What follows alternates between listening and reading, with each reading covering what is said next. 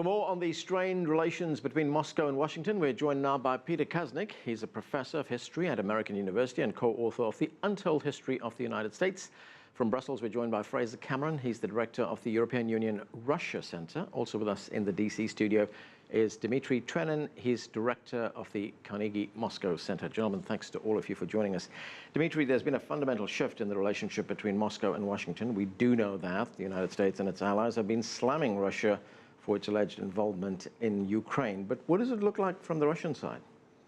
I think it looks like a whole period of Russian-Western relations has come to an end. The period that started with the fall of the Berlin Wall 25 years ago and the fall of communism in the Soviet Union in 1991.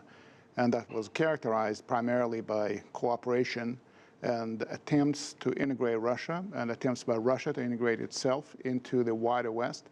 This period has now come to an end. And there's a new period ushered in, and that's characterized by more competition, rivalry, and the potential for a clash.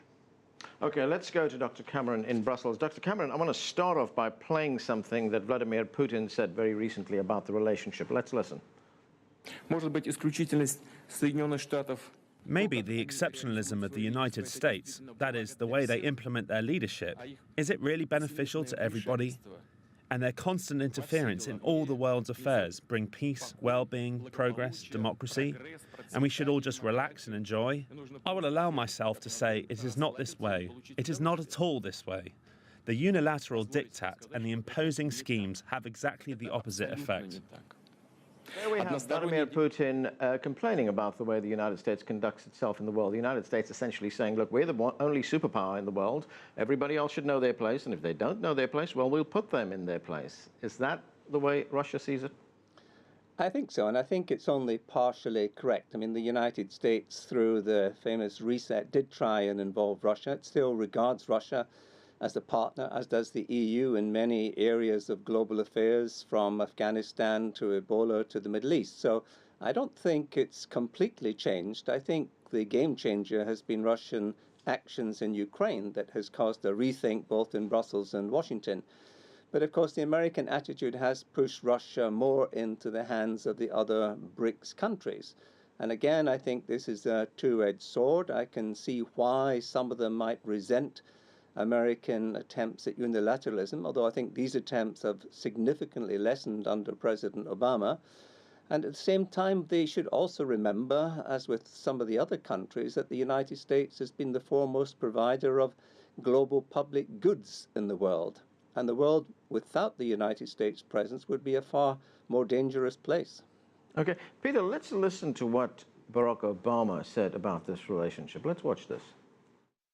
This is a vision of the world in which might makes right. A world in which one nation's borders can be redrawn by another. And civilized people are not allowed to recover the remains of their loved ones because of the truth that might be revealed. America stands for something different. We believe that right makes might. That bigger nations should not be able to bully smaller ones, and that people should be able to choose their own future. So there we have President Obama saying that bigger nations should not be allowed to bully smaller ones. I guess Obama might have forgotten about U.S. invasion of Iraq, U.S. invasion of Afghanistan, U.S. invasion of Libya, U.S. threatened bombing of Syria, now actual bombing of Syria. It's a strange view of history. This is a notion of American exceptionalism, this idea that the United States has the right to bomb whatever country it wants, intervene whatever country it wants, overthrow whatever government it wants.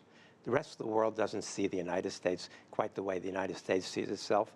I like to remind Obama of something that Samuel Huntington said. I don't usually agree with Samuel Huntington, but he said the West won the world not by the superiority of its ideas or values or religion, but by the superior application of organized violence.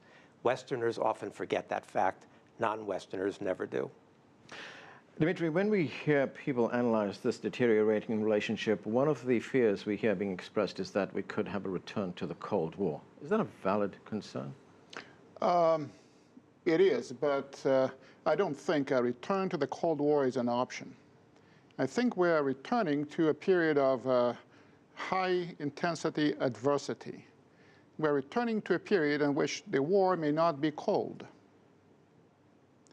And during the Cold War, at least there were rules by which both superpowers acted, and they accepted those unwritten rules. They had essential equivalence in military power and political influence around the world. And in a pretty perverse way, they had respect for the might of the other party. In today's world, you have a very asymmetrical relationship in which the United States, at the pinnacle of its power, not seeing Russia as more than, a hooligan on the block, and sees itself as a policeman and a judge and the executor. And this is a relationship which is inherently unstable because the so-called hooligan does not accept the role that the United States has acquired for itself, and that other country, Russia, still has as much nuclear weapons as the United States. So we have a potentially more dangerous situation than what we lived through during the days of the Cold War. Dr. Cameron, do you agree that we have a potentially more dangerous situation right now? And the one other thing I want to address with you is, did the European Union in some way miscalculate when it approached Ukraine and asked Ukraine to sign this association agreement with the European Union, not taking into consideration how Russia would feel about that? The short answers are no and no. I don't think we're moving back to a Cold War at all. The density of the relationship now between Russia and the European Union is far beyond anything we had, 20, 30 years ago. We have so many common interests, whether it's from climate change and the environment to economic issues to energy issues. We have a serious dispute over Ukraine. And to come to your second question, the European Union kept Russia informed throughout 2012, 2013. Every month there was a senior official from the Trade Department here in Brussels, in Moscow. Not once did Russia raise the question of problems. And never did they raise it at a summit meeting between the EU and Russia either. So this was a very sudden calculation in October, November 2013 that they did not want to see Ukraine slipping, as they see it, into the EU's orbit and all the ramifications that might cause. So it was a last-minute decision.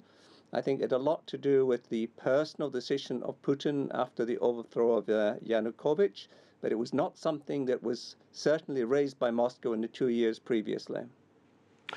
Peter, there's something else, and you've written extensively about this, that given Russia's history in Europe, especially its role in World War II, and the fact that it had been invaded twice by Germany, does that help us understand Russian fears, Russian concerns?